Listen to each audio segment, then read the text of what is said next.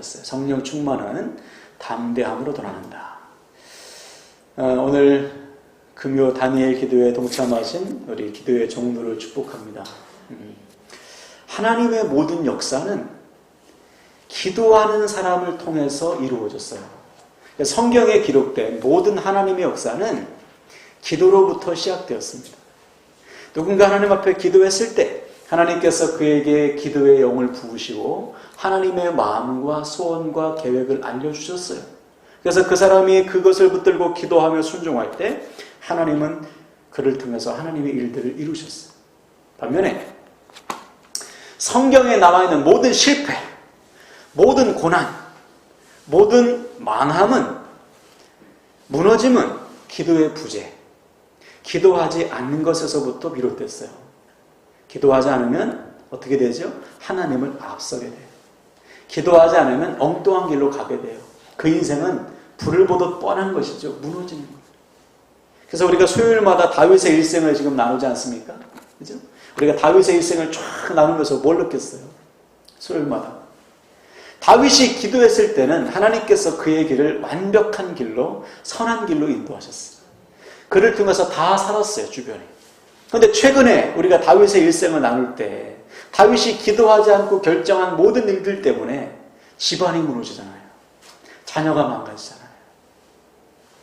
본인도 고난받고 주변이 다 무너지는 것이죠. 그러므로 여러분, 우리가 사는 길은 기도하는 거예요. 아멘이십니까? 우리의 가정과 우리의 자녀가 사는 길도 내가 하나님 앞에 엎드려 기도하는 거예요. 그러면 그를 통해서 반드시 하나님은 우리의 가정, 자녀 살려주십니다. 이 분명한 확신을 믿으시고요. 오늘도 깨어 기도하시길 바랍니다. 우리가 지금 이 성령의 사람이라는 주제로 오늘 18번째 말씀을 나누고 있는데요.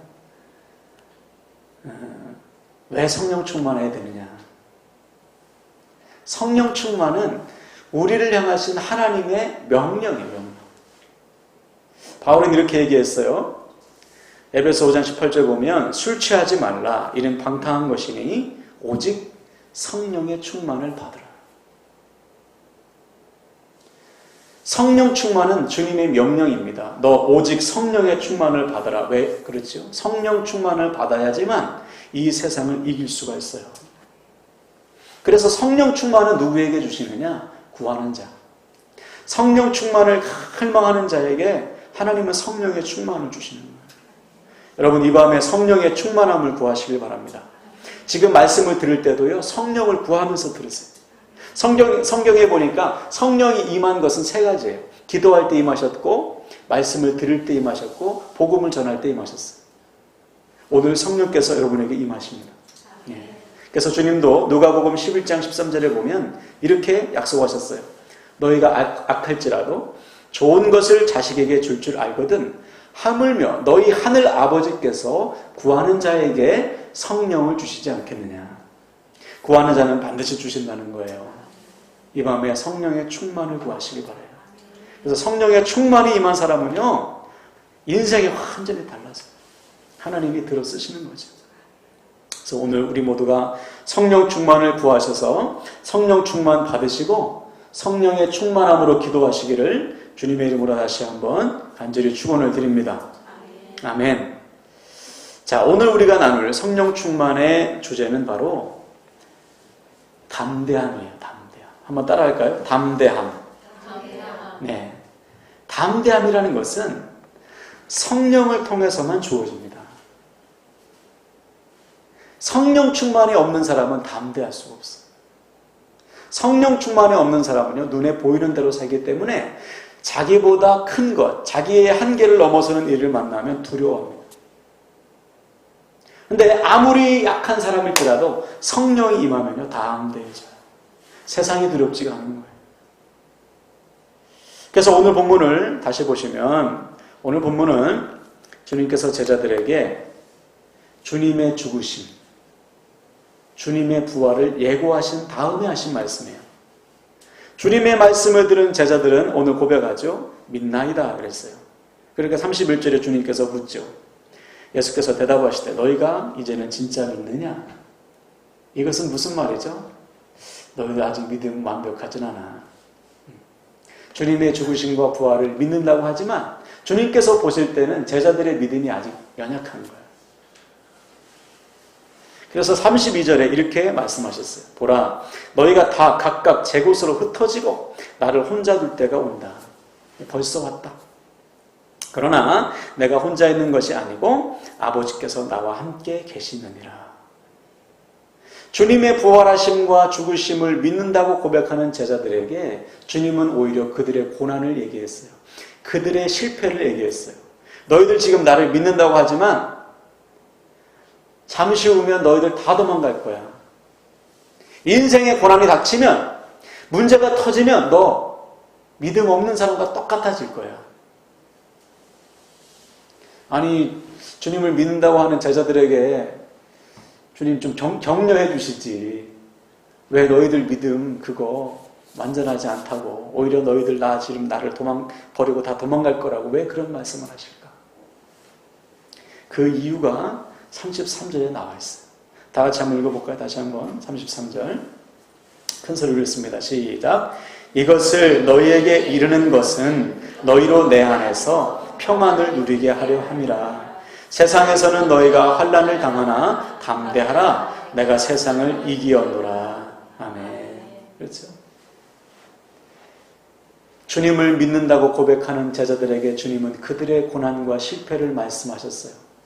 그 이유는 지금은 너희가 믿음이 약해서 나를 버리고 도망가지만 언젠가는 너희들도 나처럼 세상을 이기게 될 것이다. 언제요? 내가 너희와 함께 있기 때문에. 지금은 너희가 내가 너희와 함께 있다는 사실을 믿지 못하지만 너희들이 정말 내가 너희와 함께 있음을 믿는다면 너희들도 나처럼 세상을 두려워하지 않게 될 것이다. 담대하게 될 것이다. 주께서 말씀하십니다. 무슨 말이냐? 여러분, 우리가 주님을 보는 눈이 닫히면 그 순간부터 세상을 두려워하게 돼 있어요. 주님을 보는 눈이 닫히면 그 순간부터 눈에 보이는 대로 살게 됩니다. 그러면 우리도 제자들처럼 주님을 떠나고 부인하고 도망가게 돼 있어요. 세상을 이길 수가 없어요. 그런데요, 주님은 그러한 제자들을 그냥 두지 않으시고 찾아가셨어요. 실패와 절망, 믿음을 다 버리고 모든 것을 다 내려놓고 고향으로 돌아가서 다시 물고기 잡는 제자들을 주님이 찾아가셨어요. 오늘 주님이 여러분을 찾아오신 것처럼. 여러분, 지난 한 주간 동안 믿은 대로 사셨습니까? 모든 순간마다 믿음에 승리하셨어요? 아니란 말이죠. 그런데 주님은 지금 우리를 찾아오신 거예요. 부르시는 거예요. 야, 널 와야지.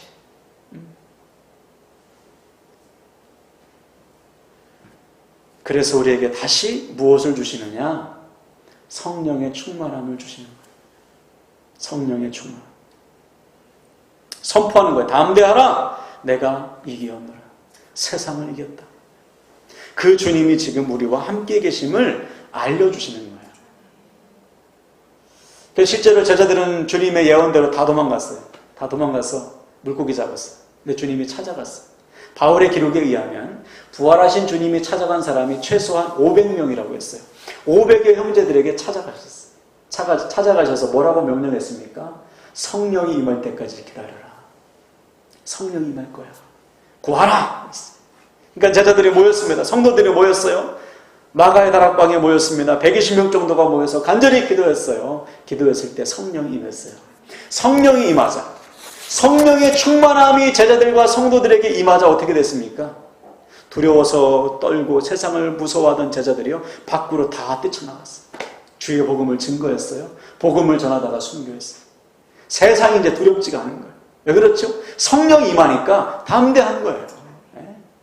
이미 세상을 이기신 주님께서 함께 하시니까요, 눈에 보이는 세상이 이제 두렵지가 않아요. 바로 이거죠. 성령이 임하기 전과 후에 제자들의 모습은 완전히 달랐어요. 성령의 충만함을 받은 성도는 이제는 더 이상 두려워하지 않은 세상을. 이것이 담대함이에요. 혹시 여러분 지금 여러분을 두려워하게 하고 고민하게 만들고 걱정하게 만드는 대상이 있습니까? 내가 성령 충만하지 않다는 증거예요. 무엇 때문에 고민하시고 무엇 때문에 힘들어하십니까, 여러분? 주님의 눈으로 보세요. 그럼 그게 문제가 아니에요. 여러분이 잘 아시는 12명의 정탐꾼 아시죠? 이 땅에 너무나 많은 성도들이요, 10명에 속해 있어요. 여호수아와 갈렙은 손에 꼽을 정도입니다. 여러분은 여호수아와 갈렙에 속하길 바랍니다. 그런데 대부분의 사람이 10명의 정탐꾼에 속해 있어가지고 눈에 보는 것에 벌벌벌 떨고 있어요. 저 안악자손들 너무나 커요, 주님. 저들의 성읍은 너무나 견고해요. 내가 싸워서 이길 수가 없어요. 저들에 비하면 우리는 메뚜기예요. 맨날 벌벌 떨어. 눈에 보이는 것에 벌벌 떨어요. 성령 충만하지 않기 때문에 그래요. 반면에 성령 충만하면요, 여호수아와 갈렙처럼 저들이 아무리 크고 견고해도 저들은 우리의 밥이에요. 선포하고 나가요. 10명의 정탐꾼들이 보지 못하는 것이 있습니다. 그들이 보는 게 정확하죠. 큰 성읍, 안악자손들, 강력한 무기 맞는데 그들을 거기로 보내신 하나님을 봐야죠. 아멘이십니까? 우리에게 주어진 삶의 상황이 녹록하지 않아요. 그죠? 힘들고 어렵습니다. 직장생활도 어렵고 가정생활도 어렵고 아이들 키우기도 어렵고 다 어려워요. 공부하기도 어렵고. 그런데 나를 그곳으로 보내신 하나님을 보면은 두려워하지 않아요. 그 눈이 띄어야 돼요. 성령이 충만할 때만 그 눈이 번쩍 뜨이는 거예요. 그러면 우리도 여호수아와 갈렙처럼 그들은 우리의 밥이다라고 선포하며 나아가는 거예요. 성도들과 제자들처럼 더 이상 두려워하지 않고 세상을 향해서 나아가는 거예요. 그래서 성령 충만이 필요해요. 성령 충만했던 사람도 이것을 유지하지 못하면 무너지고 자빠지더라고요. 엘리야 선지자 아시죠? 엘리야 선지자 바알과 아세라 선지자와 850대 1로 싸워서 이긴, 하늘에서 불이 내리게 한 그 위대한 선지자가 하루아침에 뭐라고 했어요? 하나님, 저 죽고 싶어요 그랬어요. 살고 싶은 마음이 요만큼도 없어요. 완전히 눈에 보이는 상황에 눌렸어요. 왜 그랬습니까? 성령 충만을 잃은 거예요. 그때 주님께서 위로하셨잖아요. 주님께서 먹이시고 다시 회복해 주셨지 않습니까? 그리고 다시 사명을 주시니까 벌떡 일어나서 하나님께서 명하신 그 산에 달려가서 거기서 자기의 후계자 엘리사에게 안수하고 바통을 터치하고 사역을 마감하잖아요. 성령 충만이 회복되면 사는 거예요. 지금 여러분이 힘들고 어려움이 왔지만 성령께서 여러분에게 임하시면 여러분 보는 눈이 달라집니다. 가정을 보는 눈이 달라지고요. 자녀를 보는 눈이 달라져요. 나에게 주어진 직장을 보는 눈이 달라지고 학업을 보는 눈이 달라지는 거예요. 이 눈이 회복되길 바랍니다. 그렇지 않고는 우리는 결코 세상을 이길 수 없어요. 성령 충만이 아니고는 우리의 힘으로는 세상을 이길 수가 없습니다. 주어진 일을 감당할 수 없어요. 다시 한번 축복합니다, 여러분. 여호수아와 갈렙에게 임한 성령 충만이 여러분에게도 임하길 바랍니다. 할렐루야. 또 우리가 잘 아는 스데반 집사님을 보시면 스데반 집사님은 최초의 순교자입니다. 그리스도인 순교자. 교회의 역사 가운데 가장 첫 번째 순교자가 스데반 집사님이에요.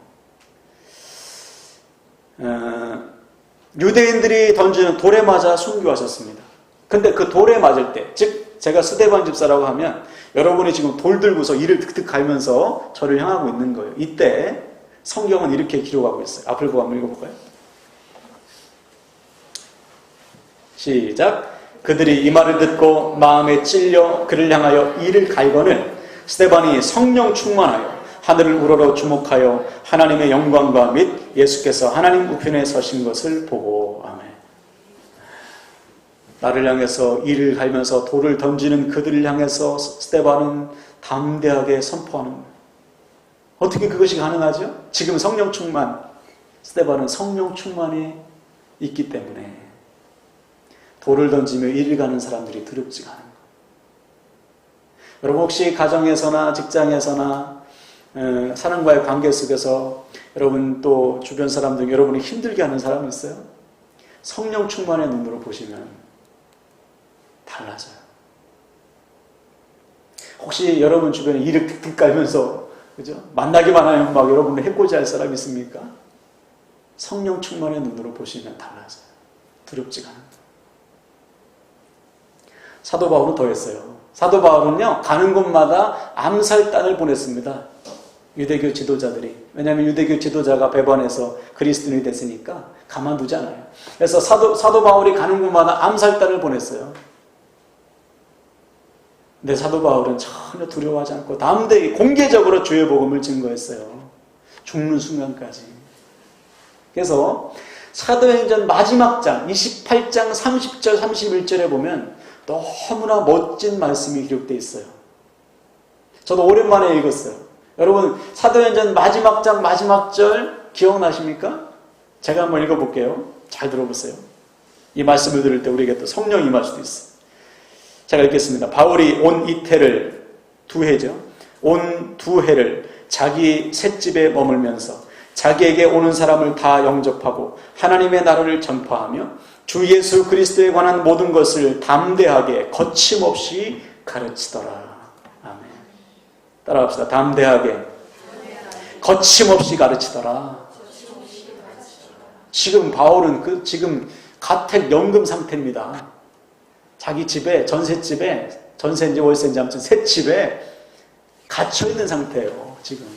그런데 뭐 때문에 갇혔어요? 복음을 전해서 갇혔거든요. 그런데 누구든지 다 영접하면서 거침없이 담대하게 복음을 증거하는 겁니다. 언제까지? 죽을 때까지. 어떻게 이것이 가능하냐 말이에요. 성령으로 충만했기 때문에 가능한 거예요. 예. 그래서 그는 주님 앞에 가는 그 순간까지 뜨거웠어요. 불이 꺼지지 않았어. 여러분, 우리의 불이 꺼지지 않기를 바랍니다. 불이 꺼지면 안 돼요. 오늘 기도할 때 기도의 불이 확 여러분에게 회복되고요. 성령 충만의 불이 회복되길 바랍니다. 내가 불타야 우리 가정 살 거 아니에요. 할렐루야. 내가 불타야 우리 목장도 살고요. 내가 불타야 우리의 기업, 우리 학교도 사는.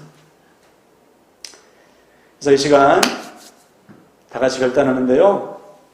성령으로 충만한 사람은 두려움이 없어요. 지금 혹시 여러분을 두렵게 하는 것들이 있습니까? 성령 충만을 구하세요. 그래서 이 밤에 오직 성령 충만을 구하는 우리들을 하나님께서 충만하게 하셔서 내가 잃어버렸던 담대함이 회복될 줄로 믿습니다. 내가 두려워하던 것들이 더 이상 두려워하지 않게 될 줄로 믿습니다. 오히려 그 상황이나 문제나 사람을 통해서 역사하실 하나님을 경험하게 될 줄로 믿습니다. 할렐루야. 이 성령 충만함, 이 담대함이 저와 여러분 모두에게 회복되시기를 주님의 이름으로 간절히 축원을 드립니다. 이 시간 기도하시겠습니다. 찬양하시겠습니다. 이 시간 말씀을 듣고 찬양할 때 지금 여러분의 영혼을 좀 점검해 보세요. 내가 지금 성령으로 충만하고 있는가? 아니면 다른 것으로 충만한가? 근심으로 충만한가? 성령 충만하지 않으면 근심할 수밖에 없습니다. 둘 중에 하나예요. 절망하거나 교만하거나. 이 찬양 부르시면서 다시 한번 눈을 주님께로 고정하시고요. 여러분 뜨거움을 회복하세요.